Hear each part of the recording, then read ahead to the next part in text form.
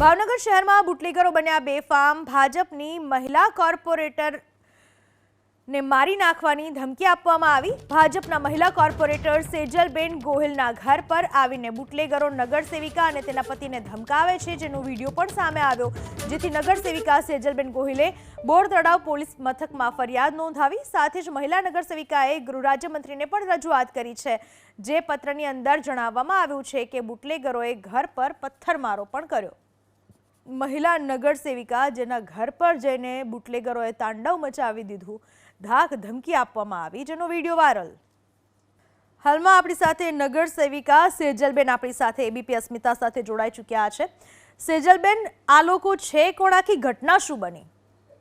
આ લોકો મિલ્લી ચાલીના રહેવાસી છે। મિલ્લી ચાલીમાં દારૂનો ધંધો કરે છે, બેફામ છે અને કુટલખાનું ચાલે છે અને જુગાર રમાડે છે, ઘણા ઓલા ધંધા કરે છે। જુગાર, કુટણખાનું, દારૂ, આ ત્રણ ધંધા કરે છે। કેટલા લોકો ત્યાં આવ્યા હતા તમારી ઘરે? તમે લોકો ઘરમાં કેટલા હતા? તમારી સાથે કેવું વર્તન કર્યું? મારી સાથે ઘરમાં હું, મારા હસબન્ડ અને મારા નણંદ ને મારા દાદી સાસુ, અમે 3 થી 4 જણા હતા અને એ લોકો ઘણા લઈને આવ્યા હતા। પેલા પછી મેં વિડીયો ઉતારવાનું ચાલુ કર્યું એટલે બધા વયા ગયા, એટલે એક જ વ્યક્તિ આશીષભાઈ મેઘજીભાઈ પરમાર જ। કેટલા લોકો આવ્યા હતા?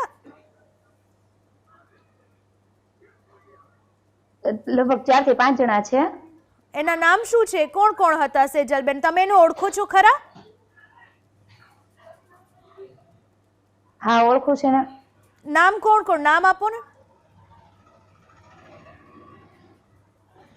નામ સંજયભાઈ મેઘજીભાઈ પરમાર, પછી મેહુલભાઈ છનાભાઈ રાઠોડ, પછી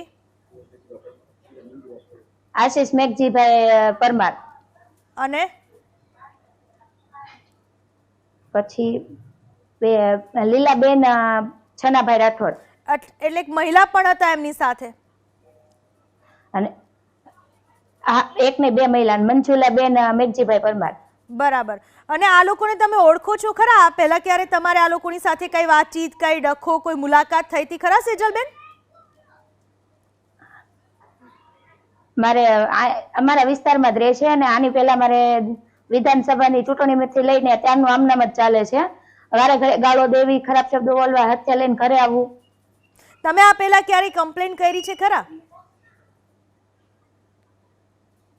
હા, આની પહેલા મેં એક કમ્પ્લેન કરેલી હતી, જ્યારે હું હાજરમાં નથી ને ઘરે, ત્યારે મારા ઘરે મારા નણંદ હતા ને હત્યા લઈને ઘરે આવ્યા હતા, ત્યારે અમારે બોર તળાવ ડિવિઝનમાં મેં ફરિયાદ કરેલી હતી। ત્યારે કોઈ પગલાં લેવામાં આવ્યા હતા આ શખ્સોની સામે? ત્યારે એમને લઈ તો ગયા હતા, રાખ્યા હતા 24 કલાક, પછી છોડી મૂકવામાં આવ્યા હતા। અચ્છા, એક તમે નગર સેવિકા છો, છતાં પણ જો તમારી સાથે આ પ્રકારનું વર્તન થતું હોય તો એક મહિલા તરીકે તમે શું કહેવા માંગશો? આ કાયદો વ્યવસ્થાની સ્થિતિ જે છે, પોલીસનો ડર લોકોમાં નથી, બુટલેગરો બેફામ બન્યા છે, તમે શું કહેશો?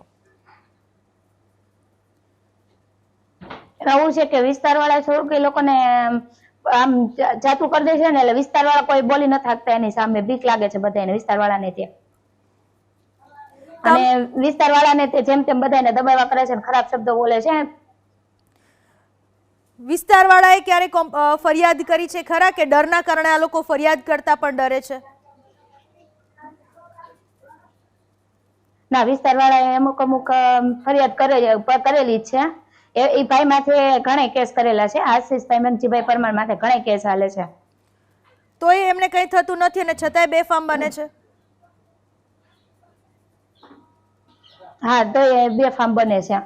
તમારી શું માંગ છે સેજલબેન? તમે શું ઈચ્છો છો? કારણ કે વિસ્તારના લોકો પરેશાન, આવી રીતે ધોળે દાડે ઘરમાં આવીને બધાની સામે ધાક ધમકી આપી જાય, હથિયારો લઈને આવે, તમારી શું માંગણી?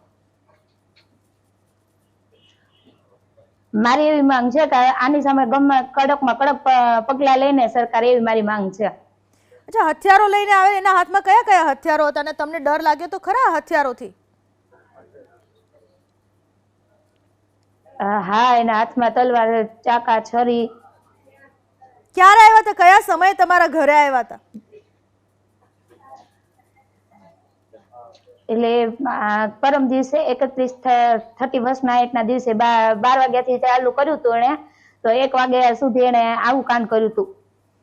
તમે તો ઘરમાં એકલા હતા મહિલાઓ, પછી ઘરનાઓને જાણ કરવામાં આવી કે તમે 3 લોકોએ એને બહાર કઈ રીતે કાઢ્યા હતા?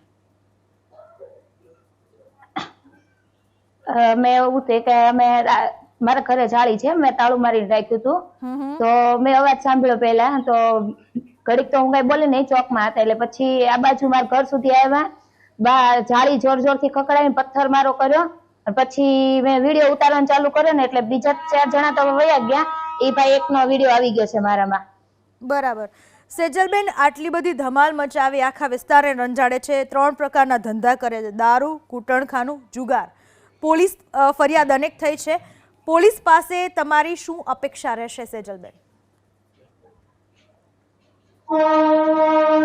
પોલીસ પાસે અપેક્ષા છે કે હવે કડકમાં કડક એમને કાર્યવાહી કરે ને કડકમાં કડક સજા મળે, બીજી કોઈ મહિલા સાથે આવું ન થાય. જી આભાર સેજલબેન. અને અગાઉ પણ બીજા નગરસેવક હતા ને એની માથે આવો જ ત્રાસ હતો. બરાબર. સેજલબેન, આભાર આપનો અમારી સાથે વાત કરવા બદલ.